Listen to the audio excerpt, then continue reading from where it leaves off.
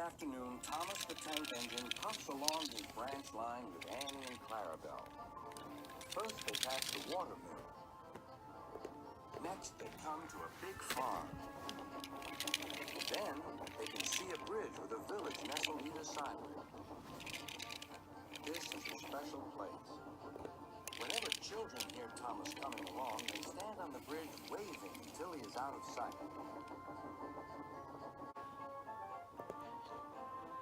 One day, Thomas was running late. He had stopped at the signal before the bridge to talk to some new children. Percy the green engine was waiting too. "Hurry up, Thomas," called Percy when the signal dropped. "If you're late, Sir Topham Hatt may get a new engine to replace you."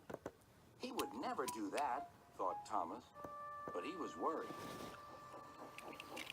Next day, Thomas hurried along the line. Just ahead was the goods yard.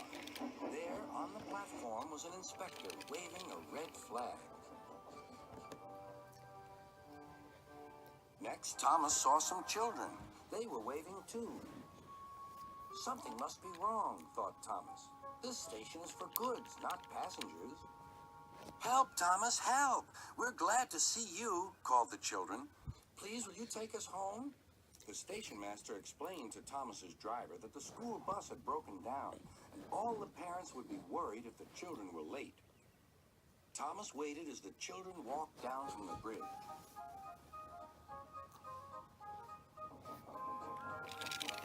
Then he took the children to the next station where Bertie was waiting to take them home.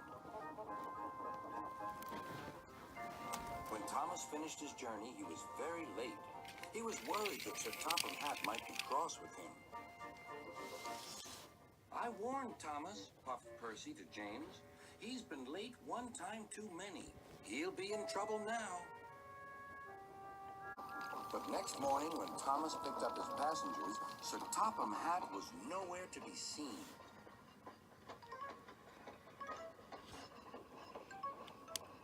"Thank goodness," sighed Thomas.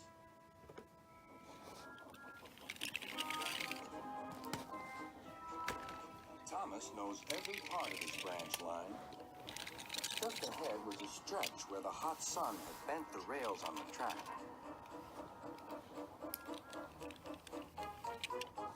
"Careful, Thomas," called his driver, but it was too late.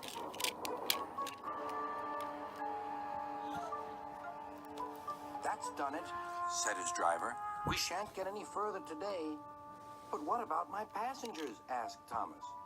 "Don't worry, they'll be looked after," replied his driver. While workmen repaired the line, Thomas had to shunt freight cars in the yard. Bertie came to see him. "I understand you need my help again."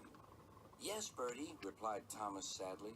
"I can't run without my rails." Bertie set off to collect Thomas's passengers.